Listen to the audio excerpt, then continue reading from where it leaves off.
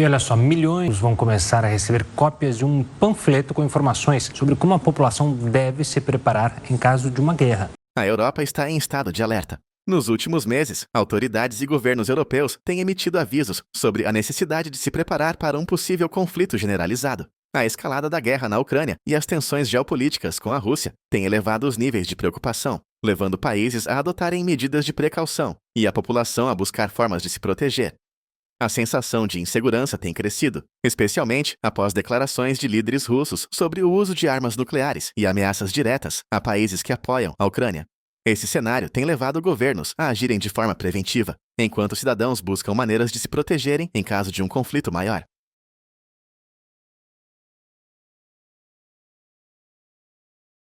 A guerra na Ucrânia, que já dura mais de 2 anos, entrou em uma fase crítica nas últimas semanas. A Rússia, sob o comando de Vladimir Putin, tem intensificado suas ações militares, enquanto o Ocidente continua a fornecer apoio militar e financeiro à Ucrânia. Essa dinâmica tem gerado temores de que o conflito possa se expandir para além das fronteiras ucranianas, envolvendo outros países europeus. Um dos momentos mais preocupantes ocorreu em novembro, quando Putin anunciou mudanças no protocolo russo sobre o uso de armas nucleares, relaxando os critérios para o emprego desse tipo de armamento.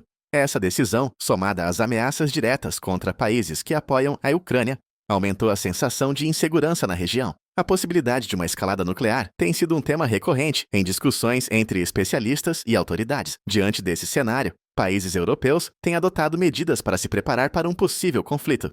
Na Suécia, por exemplo, milhões de cidadãos receberam um panfleto intitulado Se houver crise ou guerra, que orienta a população sobre como agir em situações de emergência. O material, que foi atualizado recentemente, reflete a preocupação do governo com a deterioração da segurança regional. A Finlândia, vizinha da Rússia, também publicou orientações online sobre preparação para crises, enquanto a Noruega distribuiu panfletos pedindo que a população se prepare para se virar sozinhos por uma semana, em caso de guerra ou outras ameaças.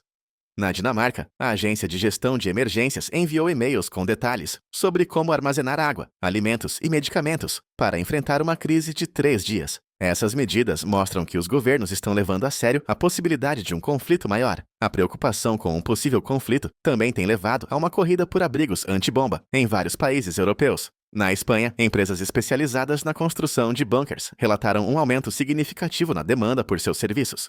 Guillermo Ortega, proprietário da Bunker World, conta que a procura triplicou nos últimos meses, com clientes de países como França e Alemanha.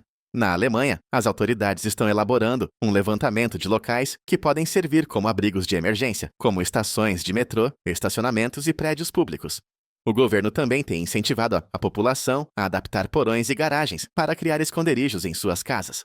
Essa corrida por abrigos reflete o medo de um conflito que pode atingir diretamente os civis, algo que não se via na Europa há décadas. A possibilidade de um conflito generalizado na Europa tem sido discutida por especialistas e autoridades. O primeiro-ministro da Polônia, Donald Tusk, alertou sobre uma ameaça séria e real de guerra global, destacando que a invasão da Ucrânia pela Rússia está entrando em uma fase decisiva. No Reino Unido, o vice-chefe do Estado-Maior, Rob Magwan, afirmou que as forças britânicas estão prontas para lutar, caso a Rússia decida invadir outra nação do leste europeu.